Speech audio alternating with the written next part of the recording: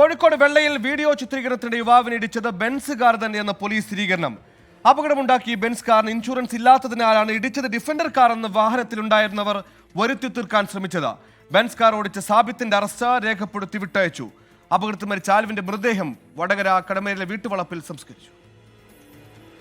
999 automotive എന്ന സ്ഥാപനത്തിനു വേണ്ടി promo video ചിത്രീകരിക്കുന്നതിനായാണ് Vadakara സ്വദേശിയായ ആൽവിൻ കോഴിക്കോട്ടേക്കെത്തിയത്.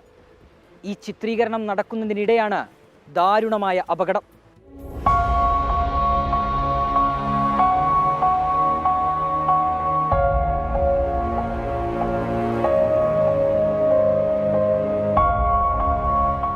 സ്ഥാപന ഉടമ സാബിത്ത്, ജീവനക്കാരൻ റയീസ് എന്നിവർ ഓടിച്ചിരുന്ന 2 വാഹനങ്ങളുടെ ചേസിംഗ് വീഡിയോയാണ് ആൽവിൻ മൊബൈലിൽ ചിത്രീകരിച്ചിരുന്നത്. ഇതിനിടെ സാബിത്ത് ഓടിച്ചിരുന്ന ബെൻസ് കാർ നിയന്ത്രണം വിട്ട് ആൽവിനെ ഇടിച്ച് തെറിപ്പിക്കുകയായിരുന്നു. 2 വണ്ടിയുടെ ഡ്രൈവർമാരും ഈ അപകടത്തിൽപ്പെട്ട മരണപ്പെട്ട ആൽവിനും ഒന്നിച്ചാണ് വന്നത്. റോഡിൽ ഷൂട്ട് ചെയ്തുകൊണ്ടിരുന്ന സമയത്ത് വണ്ടികൾ നേരെ വന്ന സമയത്ത് കൃത്യമായിട്ട് അയാൾക്ക് ആ സമയത്ത് റോഡിൽ നിന്ന് മാറിപ്പോകാൻ സാധിക്കാതെ വന്നിട്ടാണ് ഈ അപകടം ഉണ്ടായത്.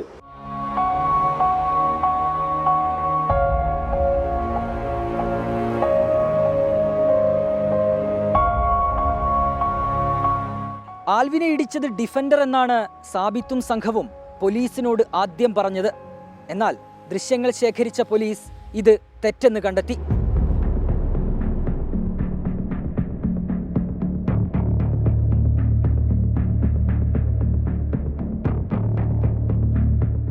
ബെൻസിന് ഇൻഷുറൻസ് ഇല്ലെന്നാണ് പോലീസിന്റെ കണ്ടെത്തൽ. ഇതാണ് ഇടിച്ചത് ഡിഫൻഡർ എന്ന് മാറ്റി പറയാൻ സാബിത്തിനെയും സംഘത്തെയും പ്രേരിപ്പിച്ചത്. ഏത് വാഹനം ഇടിച്ചിട്ടാണ് അപകടം ഉണ്ടായതെന്നതിനെ കുറിച്ചൊരു സംശയം ഉണ്ടായിരുന്നു.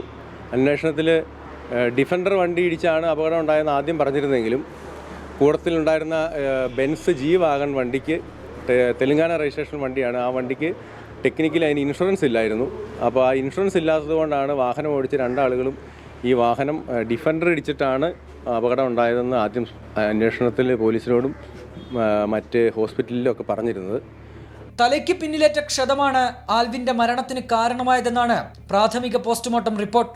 പോസ്റ്റ്മോർട്ടം നടപടികൾക്ക് പിന്നാലെ ബന്ധുക്കൾക്ക് വിട്ടു നൽകിയ മൃതദേഹം പൊതുദർശനത്തിന് ശേഷം വടകര കടമേരിയിലെ വീട്ടുവളപ്പിൽ സംസ്കരിച്ചു.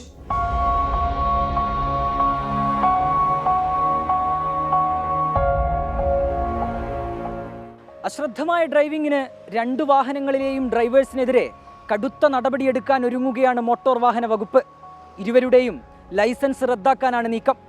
അഭിജിത്ത് മുഴക്കുന്ന്, 24 കോഴിക്കോട്. കോടികൾ വിലയുള്ള കാറാണ്, പക്ഷെ ഒരു ഇൻഷുറൻസ് എടുക്കാൻ അവർക്കായില്ല. എന്നിട്ടോ കാർ മാറ്റി തെറ്റിദ്ധരിപ്പിക്കാനും ശ്രമം. കഷ്ടം തന്നെ.